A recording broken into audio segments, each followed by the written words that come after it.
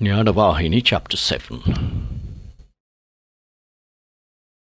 A white cloth that has become dirty is dipped in water, soaked in soap, warmed and beaten on a slab, in order that it may be restored to its color and condition. So too, to remove the dirt of Ajnana that has attached itself to the pure Sat Chit Ananda Atma, the water of unblemished conduct and behavior, the soap of reflection on Brahman, the warming of Japam and Dhyanam, and the slab of renunciation are all necessary. Then only can the fundamental Brahmanhood of the Atma shine forth. It does not help if the soap is good when the water is soiled.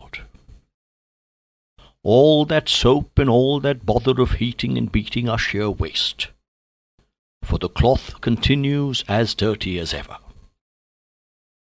This explains why many aspirants fail.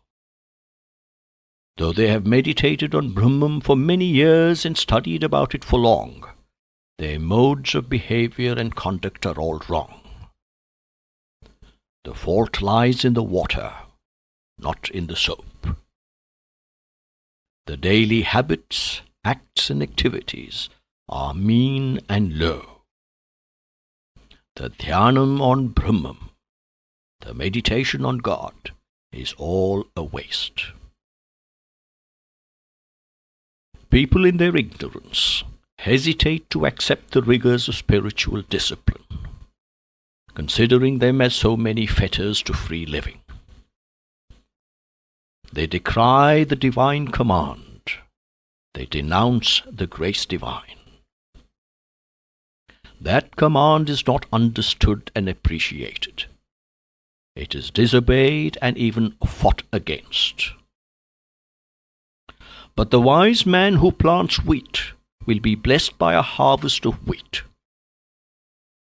The fool plants tares and weeps because wheat does not grow.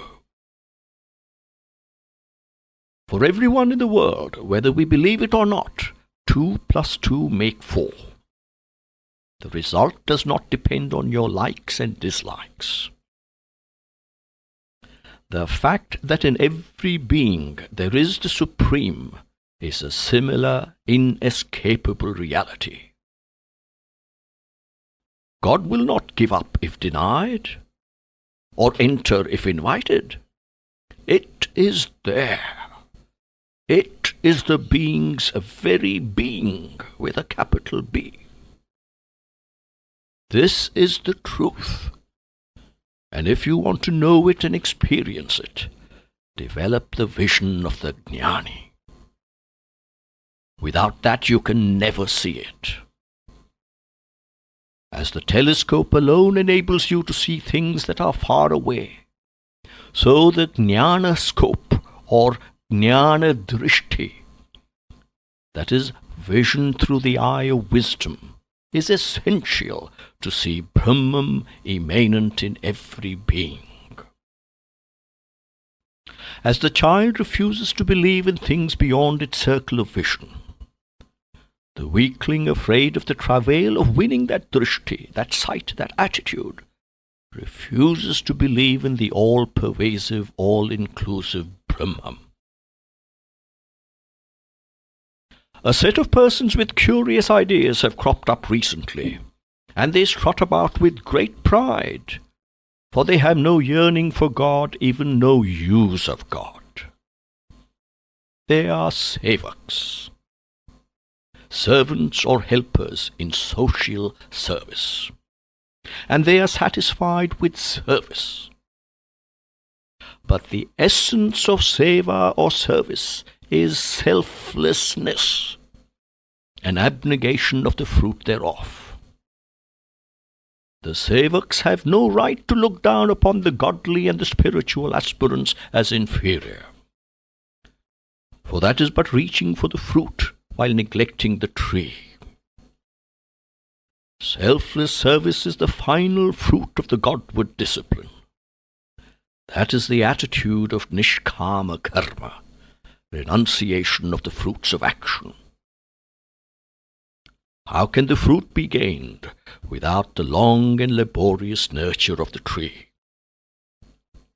The very foundation of nishkama karma is prema, love towards all beings. Prema that seeks no reward. Without spiritual experience of this higher love, selfless service is impossible. At present, the world is full of persons who clamour for good profit for themselves, but are unwilling to give good value for the things they receive. They want God, but are engaged in the cultivation of some other crop. They do not seek it and strive for it day and night. They have, on the other hand, installed the god of wealth in their hearts, and spend all their time and energy worshipping it and praying for its favour. How pure is the heart full of bhakti to God, and prema towards all things. Selfless service is possible only by such. The rest only prattle about it and pretend to be impelled by it. Only those who are well established in the faith that all are children of God, that He is the inner motive force of every being, can include themselves in that class of social servants or sevaks. For those who say they have no use for God or for bhakti, egoism is the core of personality, exhibition its outer rind. However much is written and read, that egoism will not wither away. Ego consciousness leads to self-aggrandizement, and when self holds sway over the heart, no deed worthy to be styled service can emanate from him. It is sheer selfish greed that makes him label his deed as service. Ignorance will never vanish until this discrimination dawns. That this world is but God and nothing else. Everything, every being is but His manifestation, bearing withal a new name and a new form. Love this truth, believe in it, and then you have the right to speak of seva and bhakti and dharma, and the authority to preach those paths. Knowledge of the reality will show you that bhakti, seva and dharma are all one and indivisible. Without that knowledge, selfless service, etc., become mere exercises in hypocrisy. Every act done with the consciousness of the body is bound to be egoistic. Selfless seva can never be accomplished while immersed in the body consciousness. But consciousness of deva instead of deha, of God instead of the body, will bring forth the splendor of prema. With that as inspiration and guide, man can achieve much good without even knowing or proclaiming that he is selfless in outlook. For him it is all God's will, His leela, His divine sport, His work. Light is wisdom. Without light all is darkness. If you have not secured the lamp of Jnana to illumine your path, you stumble along in the gloom, with fear as your companion. There is no falsehood greater than fear, no ignorance mightier than that. Decide, therefore, to travel in the daylight of Jnana and be worthy of this human birth. Through your success you can make even the lives of others worthwhile. Vairagya, or non-attachment, also depends upon Jnana as well as bhakti. Deprive vairagya of that basis, and you will find it crumbling fast. Why? This is the prime cause for the want of spiritual progress at present. All these three have to be emphasized in sadhana. They are not to be separated and striven for individually. Bhakti includes jnana. Vairagya isolated from bhakti and jnana, or jnana isolated from bhakti and vairagya, or bhakti isolated from vairagya and jnana, each is ineffective. The best that each isolated path is capable of is to give some training in purity. Never therefore develop conceit and declare that you are bhaktas or jnanis or vairagis or recluses. Sadhakas must dip in the triveni, the triple confluence of bhakti, jnana, vairagya. There is no other way to salvation. Before everything be pure and holy. Of aspirants and sadhakas there are plenty. But of those who are pure in heart, the number is few. For example, observe this one fact. There are many who religiously read the Gita over and over again. There are many who expatiate on its meaning for hours and hours, but persons who practice the essence of the Gita are rare. They are now like gramophone records, reproducing someone else's song, incapable of singing themselves, ignorant of the joy of song. They are not sadhakas at all. Their sadhana does not deserve the name. Life must be seen as but the manifestation of the three gunas, as a play of temperaments pulling the strings of the dolls. This awareness must saturate every thought, word and deed. That is the jnana you need. All else is ajnana. The jnani will have no trace of hatred in him. He will love all beings. He will not be contaminated by the ego. He will act as he speaks.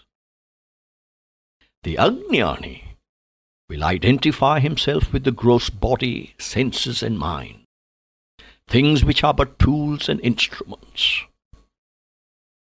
The eternal pure Atma is behind the mind, and so this mistake of the ajnani plunges him into trouble, loss and misery.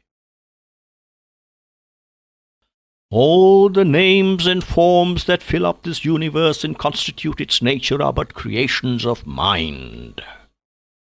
Therefore the mind has to be controlled and its wayward fancies calmed, in order to perceive the truth. The ever-moving waves of the lake have to be stilled, so that you can see the bottom clearly. So too, the waves of ignorance that ruffle the mind have to be still. Keep the mind away from low desires that run after fleeting pleasures. Turn your thoughts away from these and direct them towards the permanent bliss derivable from the knowledge of the immanent divinity. Keep before the mind's eye the faults and failures of sensory pleasures and worldly happiness. Thus you are helped to grow in discrimination, in non-attachment and spiritual progress. As gold melted in the crucible gets rid of dross and shines in its pristine glory, so man too has to be melted in the crucible of yoga by the fire of vairagya or non-attachment. Being possessed of this jnana is the sign of samadhi, as explained by some. For those capable of self-control along these lines, the native power will gradually assert itself, and the reality that is now misunderstood will be rid of that fog. patiently cultivate the habit of meditating on your Atmahood and see the particular as the universal.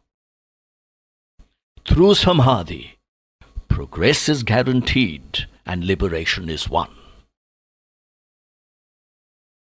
The springs of egoism, etc., arise from ignorance of the basic truth. When the knowledge of the Atma arises, ignorance with its brood of worry and misery will vanish. The mark of the Jnani is the absence of egoism, the extinction of desire, the feeling of equal love for all without any distinction. These are the fundamentals of Atma Jnana.